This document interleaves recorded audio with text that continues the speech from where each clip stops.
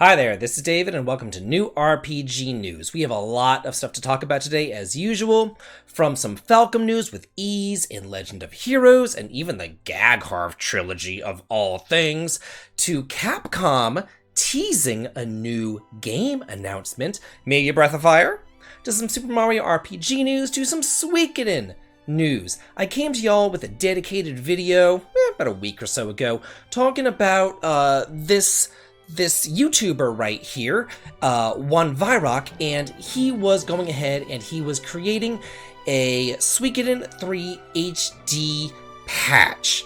And it also included like battle speed up and things like that, which was really nice. And I thought it would take like forever to finish this patch, but hey, he's already done! That's wonderful! And he has it here over on his Twitter page, with a final YouTube video on it, which I'm showing above me, as well as a place to download his patch right here over on his Twitter. And then he said, hey, guess what, y'all?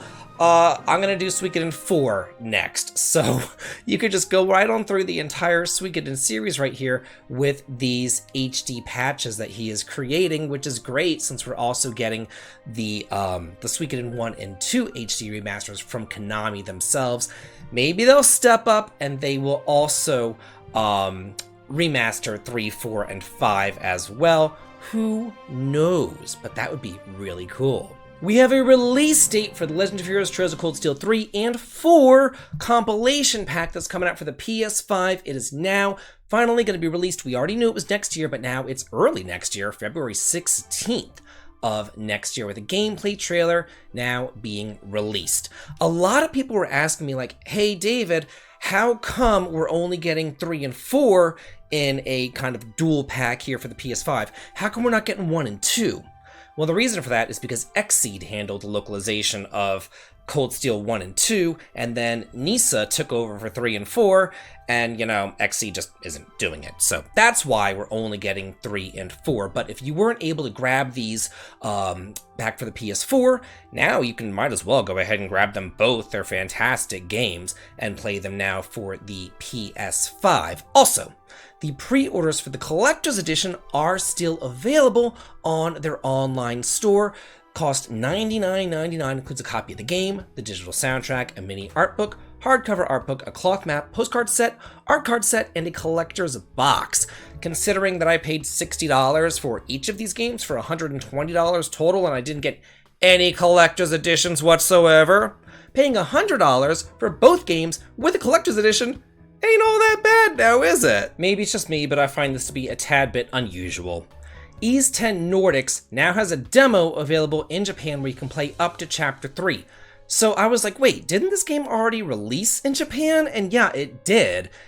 This game came out for the PS4, PS5, and Switch back in September 28th over in Japan, but they didn't get a demo, so now 2 months later, they're saying they're giving a demo? That's just kind of odd to me.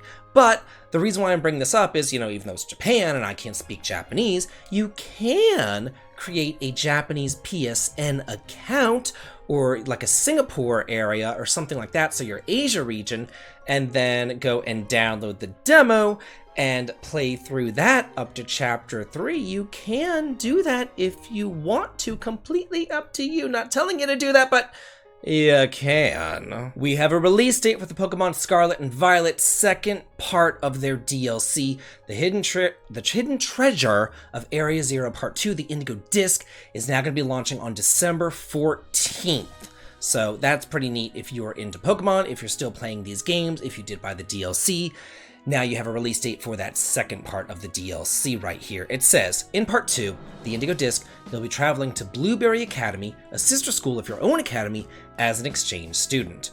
It reads the downloadable content description. Get ready to meet new Pokemon and people beyond the borders of the Paldea region. So if you're looking forward to this, be sure to mark that date on your calendars. A new trailer for Super Mario RPG came out. It is 5 minutes. It's an overview trailer, but it's only in Japanese. It says, here's an overview of the game via Nintendo. I played this game back whenever I was in high school. I remember everything about it. It was wonderful to me, but I am aware that a lot of people are saying, much like Star Ocean 2, that, they never got a chance to play this game. So I'm going to go ahead and read over this overview. If you've never played it before, you are in for a treat. I love this game so much. Mario, Bowser, and Peach partner up to repair the wish-granting Star Road in this approachable role-playing adventure. Team up with an oddball group of heroes to save the Star Road and stop the troublemaking Smithy gang. This colorful RPG has updated graphics and cinematics that add even more charm to the unexpected alliance between Mario, Bowser, Peach, and original characters Mallow and Geno. Enter or revisit this world of eccentric allies and offbeat enemies in an RPG for everyone. Jump through a colorful world and give attacks an extra oof in battle. Explore the vibrant environments with your party and jump towards your next goal. Run into monsters, enter turn-based battles with your party of 3, press the button at the right time for a satisfying dose of extra damage or a helpful guard. Yeah, this was the first game that introduced timed attacks, which we all know of today. Today they're ubiquitous with RPGs, but this was the first game that really introduced them. I remember reading an article in Nintendo Power about timed attacks because nobody knew what they were, and they had to explain what they were, which is really cool. I will say this though, I am worried because number one, I heard that they didn't adjust the balance of this game. It was already a little bit on the easy side. Let's just say that. But they've added some things to combat to make it even easier, and they didn't adjust the balance to account for that. For example, back in the day, in the original version, whenever a character hit the timed attack correctly, they would just deal more damage to that one enemy. But now it deals splash damage to all the enemies on the screen. And there's triple attacks as well, which deal massive damage to all the enemies. And the enemies still have the same HP values from the original version of the game. And I'm especially worried about Mallow, because Mallow was always kind of on the cusp of usefulness anyway, and the thing that made him useful was, number one, he could heal. Only single target though, but he could heal. But number two, he had a Thunderbolt spell, and it was super cheap, and it was the easiest, best way to hit all enemies for 2 flower points. It cost nothing, and he could go ahead and he could just blast the crap out of all sorts of random encounters with this Thunderbolt, making him incredibly useful. But now that everybody can just, hit every single enemy with just regular physical attacks, what's the point of casting magical spells that hit all enemies? What's the point of using other skills if all of your regular attacks hit everybody anyway? Why not just use regular attacks all the time for every little tiny thing? Why bother using the special attacks? I'm just worried about that in this remake, worried about that balance. And I also heard that they didn't include a hard mode either to adjust for that. So yeah, it's a little bit worrisome to me, but I'm going to hold my judgment until I get to play the game myself. This game actually looks really frickin' cool, if I do say so myself. And it reminds me of Wandering Sword, just with that Chinese aesthetic. This is Wanyan Sword? John Wan Sword? I don't know. Mist Beyond the Mountains. It's coming out for the Switch on December 8th. It's also currently available on the PC. It's only $15 though, and there's a 10% off launch discount too, so that's kind of neat. I'm going to go ahead and read this overview because it just looks so neat. In Wanyan Sword, Eastern and Western worlds collide in an epic tale spanning Eurasia, Arabia, Francia, and China. I assume that's France. Embark on an epic journey to locate the invincible arts of war as you take on the role of Septim, a Frankish knight, okay, so it's France, unwillingly drawn into the power struggle between disparate cultures. In Wanyan Sword, Mist Beyond the Mountains presents its narrative using mythological and historically inspired architectural styles, garb, cuisine, and customs, blended with a traditional turn-based RPG mechanics and HD hand-painted sprites. Hell yeah! Recruit new characters into your party, capture enemies in battles using the Spirit Fusion pot, then craft new items and monsters from Eastern or Western altars for different results, appearances, and properties. Only by uniting the powers of East and West can you hope to challenge the ambition of the Dark Lord who tears at the seams of civilization. I'm gonna have to give this one a shot. This one came out of nowhere. I'd never heard of it before, and then all of a sudden it's coming out for the Switch, and I'm like, Damn, this looks pretty neat. Here's another one that kind of caught my attention. This is an action-adventure RPG. It's called What the Duck, and it launches November 9th for the Switch and the PC. It says that it's an adventure of revenge and self-acceptance. It's just like, what?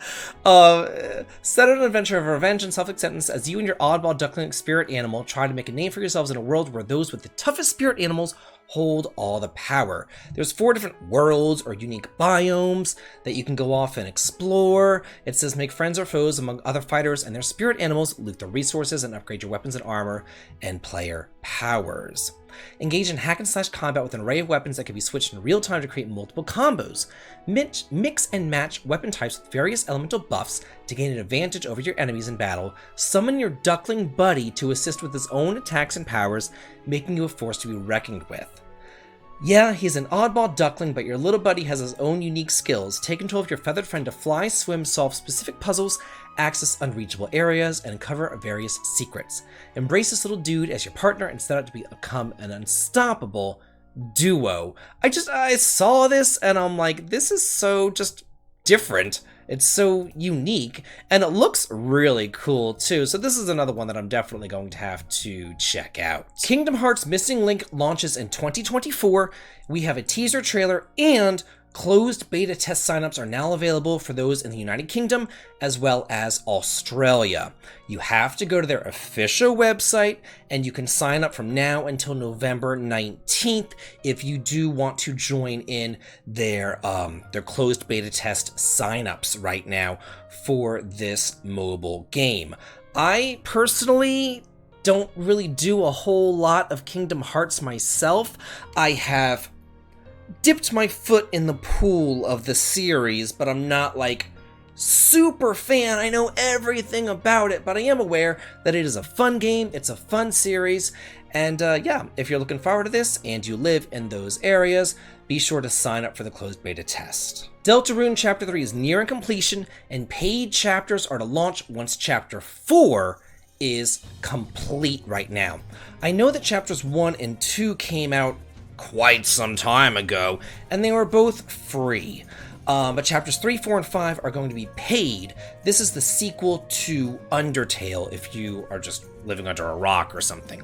It says the original plan was to put Deltarune up for purchase once chapter 5 was complete, but the plan has changed to instead start selling the game once chapter 4 is complete. He originally wanted to release chapters 3, 4, and 5 together, but he says the finish line of chapter 5 is pretty far off, and I don't think that anybody really wants to wait that long to release anything, especially me.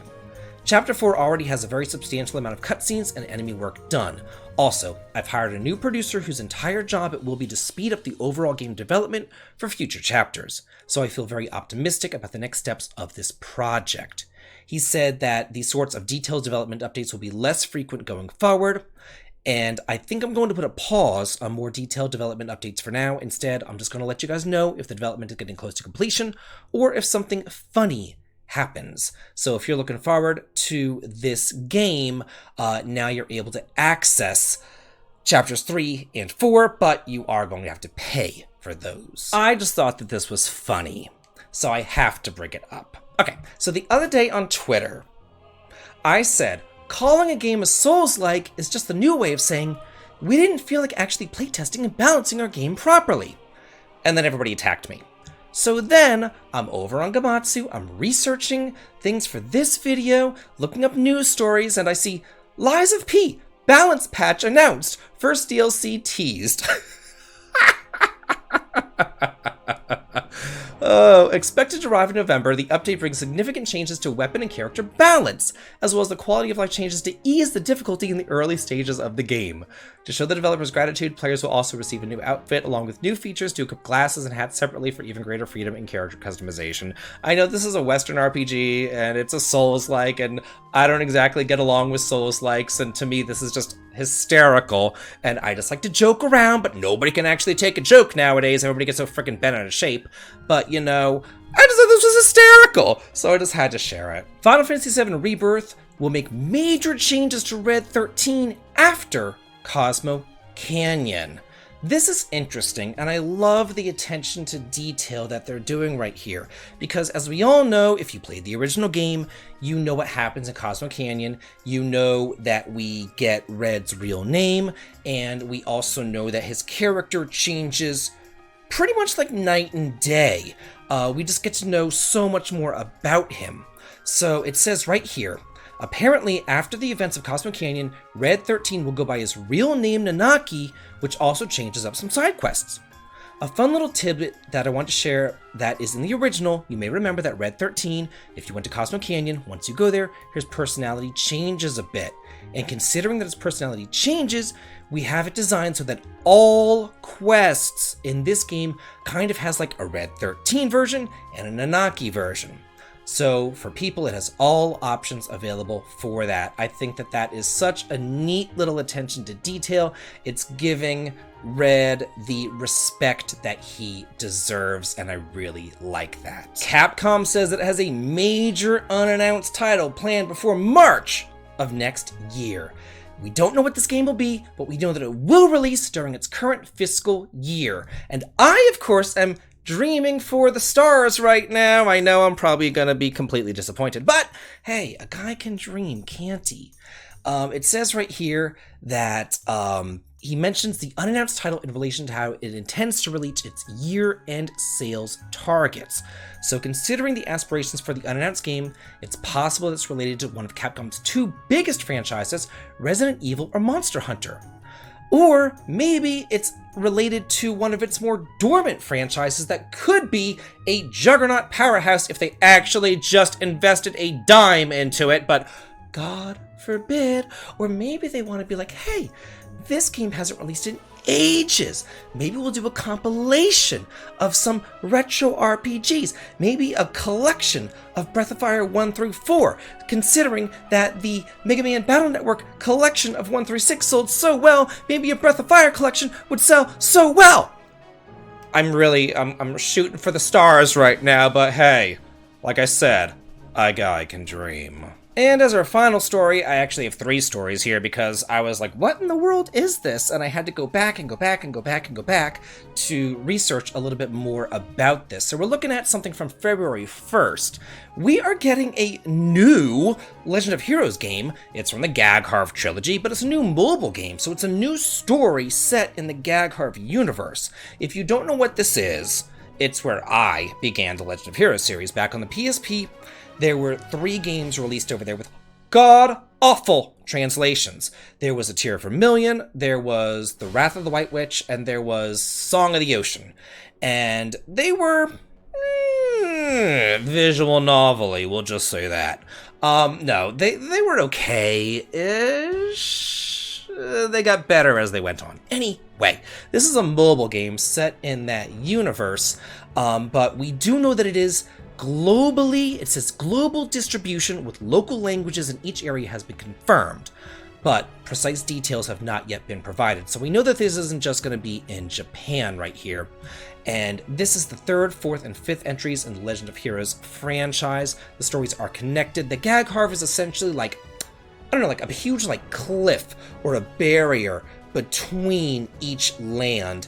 And it splits the world into 3 different continents, areas, lands, worlds, and they can't cross this Gagharv. So each game takes place in one of those 3 separate worlds. It's interesting. So this might be a mobile game where you get to get all the characters together. Maybe they are able to cross the Gagharv and then get together, something like that. We don't really know. Then this story from May right here, we have a confirmation that it's going to be releasing in 2024. So this story right here just gives us a release date. It also gives us some illustrations, and you can see like these guys here, they're from Tear of Vermilion. These 2 are from, oh gosh, they're from Song of the Ocean. And then these 2 down here are from Wrath of the White Witch, the heroes and heroines of each game. It's been a minute since I've played these games. I actually did a Let's Play of these games on my channel, though. So yeah, and then this story, it's from November 2nd. We might get some footage right here. It says that they are going to be having a panel and exhibit at G-Star 2023 Gaming Convention in Korea from November 16th to 19th. So we're going to get some more information about this on those dates. We don't know yet if we're going to see gaming footage or other information, but we do know that they are going to be having an exhibit, so it would make sense for them to have, game footage, considering it's going to be released next year. My God, they better have something there. I, for one, am looking forward to this. I enjoyed the Gagharv trilogy, but, it's not... If you go into the Gagharv trilogy thinking it's going to be like the Trails series, then you're going to be sorely disappointed. You have to go in thinking that you're going to be getting jank, and liking that jank, and wanting that jank. And then you might like it. I don't know. I enjoyed my time with the Gagharv trilogy, so we'll see about this little mobile game right here. It's just interesting, and I just had to bring it up. So that's it for this week's news. I do want to let you all know that more than likely I will not be having news for the next 2 weeks. I'm going on vacation with my husband, and I'm going to be on a cruise ship. Internet's going to be spotty at best. I might bring along my recording equipment. We shall see, but there's also a really big part of me that just wants to be on vacation, if you know what I mean, and just wants to enjoy the unplugginess of being on vacation. So we shall see. Anyway, do look forward to other videos that I do have scheduled out and planned to go live while I am on vacation. Just because I'm not there doesn't mean that the videos stop. The drip never stops over here. So anyway, y'all enjoy and have a good day.